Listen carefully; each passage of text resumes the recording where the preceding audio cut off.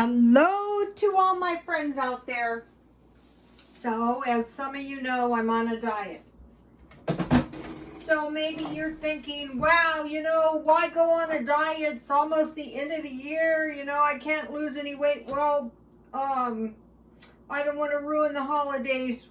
What I do is I diet for 3 days and then I go off 4 days. And when I go off, I try not to totally destroy the diet, but sometimes you do. And when you're on a diet, after you've been pretty much eating anything you want, it's not going to be a perfect application for a while.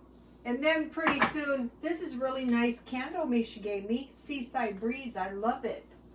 I got to show you something else. So now this diet that I'm going on is a pretty strict diet. It's the old low carb diet, the old fashioned one, the Stillman diet. Look at this cuteness that I got. Yes. How about this? Grandma is my name, spoiling is my game. I will buy a lot of toys, but I won't encourage bratty behavior. But if it happens, that's my son's problem. So I'm looking forward, no baby yet. I was really busy. I'm really tired. If I have a lot of bags under my eyes, it's because I'm very tired. Okay, so I had food storage stuff and I had eBay stuff. So first I want to talk to you about what I learned on the food storage stuff. I had to move all this food over to this new place, and what I discovered is I like canned food for dry food, not so much beans and rice and that kind of stuff. I want to store food that I am going to eat. So I have, like some top ramen, some crackers, and I don't like any packages that aren't sealed up tight. I buy them this way and I like to look on them and see, that they're not expiring for at least 2 years, or I don't want to buy them because if I am going to have to move them, I want to make sure that I'm going to have them for a while. And another thing is, all things being considered, I would rather just go for the flip tops. I bought this marked down. And I would rather store cans. Nothing is going to happen to these cans. They're easier to move. You just put them in the flat boxes. I got a bunch of them. Let me show you.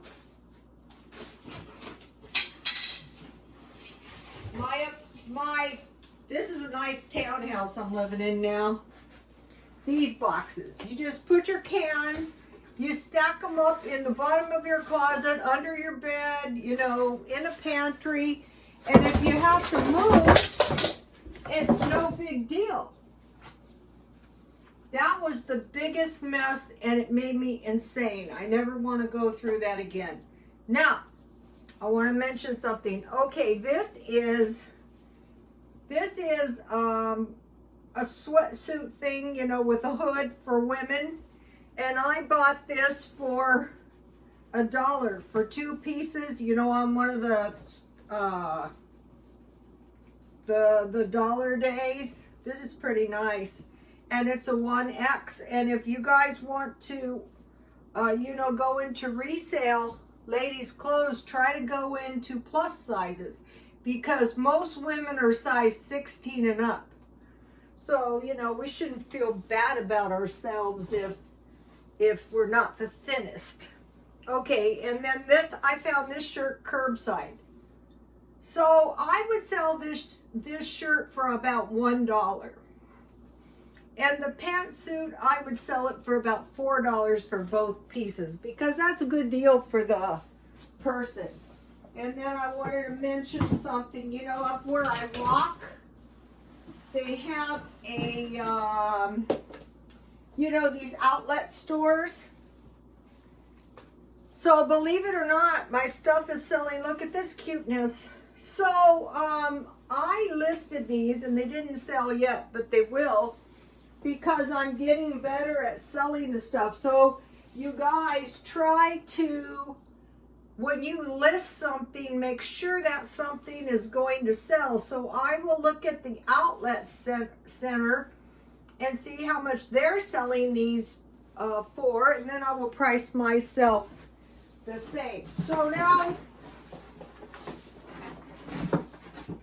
same thing on this thing, I will try to figure out something similar, and that's how I can price it. And I was under pressure. I like this. I have a watcher on this thing. This is nice.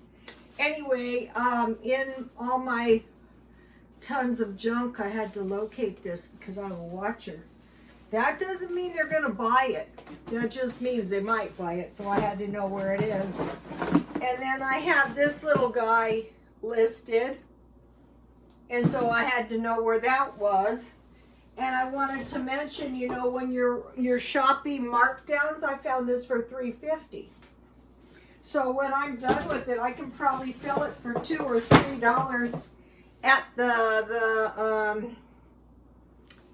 the swap meet. So everything I buy, I want to take good care of it, and then I want to sell it. Okay, I want to show you guys something. Okay, remember the dumpster diving? There was 2 of these. I would sell these for a dime at the swap meet, so I'm putting them in. And then they had, I got these yesterday, 8 pair of socks. These are for my son. And then I found, this was in the dumpster, 1 pair of socks for myself and several pair of socks for the baby. And then the rest of this stuff will go into that box. And for little socks like that, I would sell them for about a dime. And these are my, like when I go in the stores, I don't care if I look ridiculous. I wear my gloves, and I had to wash them because it had been a while. So that is what I wanted to say about the food storage. And then I'm selling this, so that's why I'm not watching it. This is a Marc Echo watch, and it's really a pretty watch. I'm selling it for $39, and I'm not dropping the price. It's a nice watch. It's got a new battery. And then all this jewelry, except the Walmart jewelry, like the crystal type jewelry, if you can find that, that sells. And these watches that resemble, I want to say Gourmet. I'm so tired I can't think straight. Designer watches. These are easy to sell, and this is easy to sell because it's like a amber, and it's not. And then on these little things, a lot of times you get these when you buy in bulk. So that's like $1. So don't just be tossing your stuff out. You can do yard sales too. Yard sales are better because you don't have to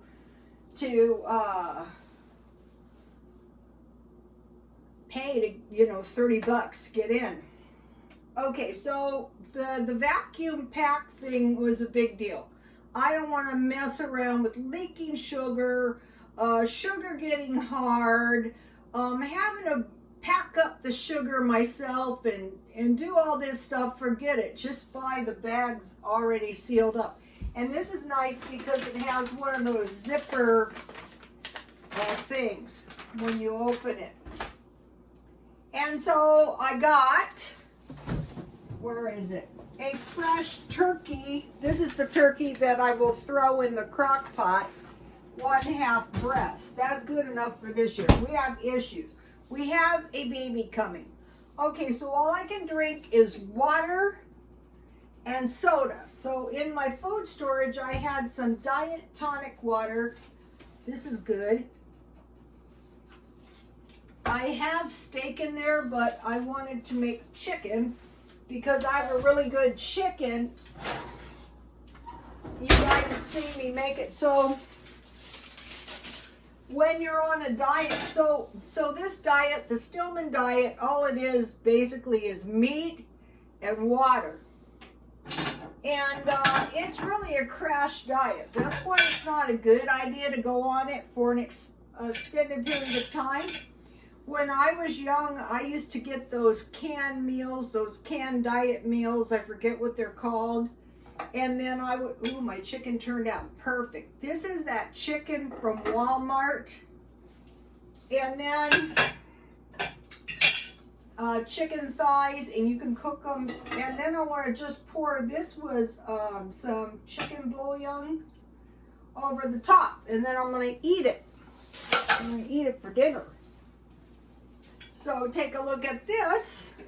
So what I do, ow, I burned myself. I don't start eating until noon. So today is day 1, tomorrow is day 2, the next day is day 3, and I don't start eating until noon. So that gives you like an extra day. This is good. I won't be suffering. You know, if you're, so now I'm getting my chicken nice and tasty.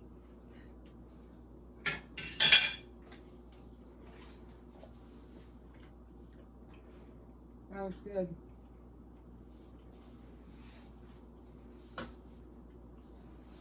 Cottage cheese is nice. I'll go get some cottage cheese tomorrow. Okay. Now, okay, I'm listening to audiobooks, you know, while I'm busy doing my stuff. And so I listened to the Book of Enoch, part 1 and 2, and I enjoyed it.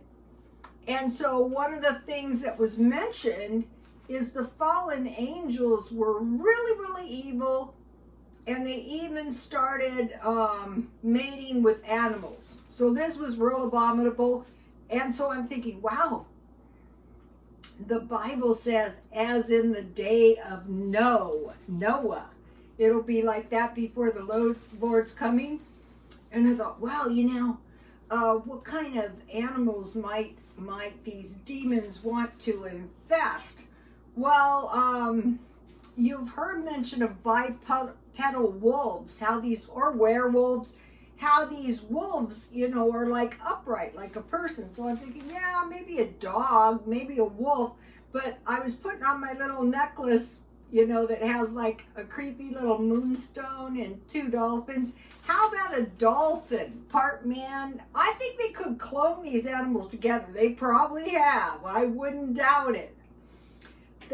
They're saying that's what a lot of it to do with this human trafficking and stuff they do, is to try to infest these people with demons like dolphins. You know, in Australia now they have human rights. What?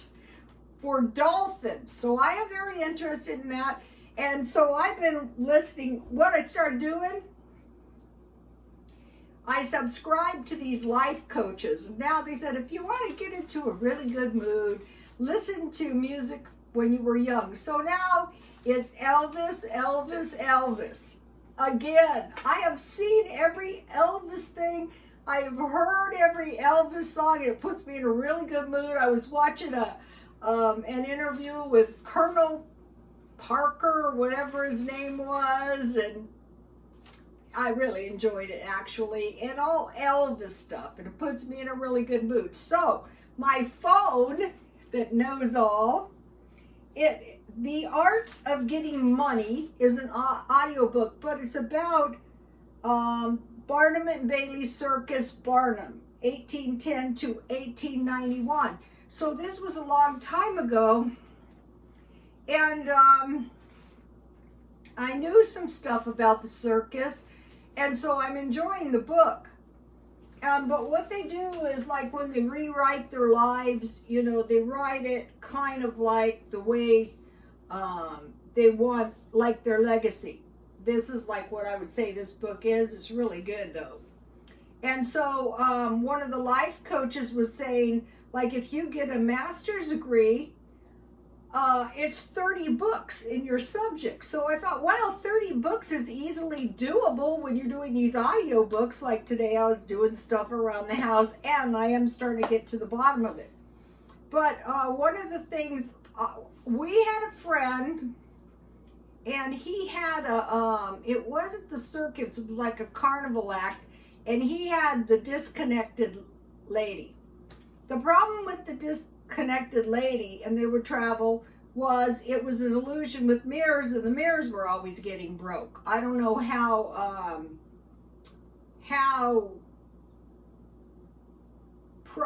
it prospered. Well, I don't think it did. But anyway, the thing about the circus and the thing about the carnival, it's very hard to tax the person because they're just taking $1 in at a time, a quarter in at a time. And so this was the thing with Barnum and Bailey's circus. And he's a real fascinating guy. Anyway, so I was thinking, wow, I might look into some more stuff on him because it's very, very interesting. I was very fortunate in life to like know these people, like this man that had the carnival act. He also had a costume business, and really he was kind of ahead of his time. And so, you know, these Furby things where people like to get dressed up in these animals things, I think like he was a visionary and he was just a little bit before his time. And also these, I don't know what it's called, where you wear the different color of wigs and stuff. But like, I look back now because now I'm 66, so you know, that's old. And I see that his vision was very forward thinking at the time. So I was very lucky to have known these people. And they do shape your life.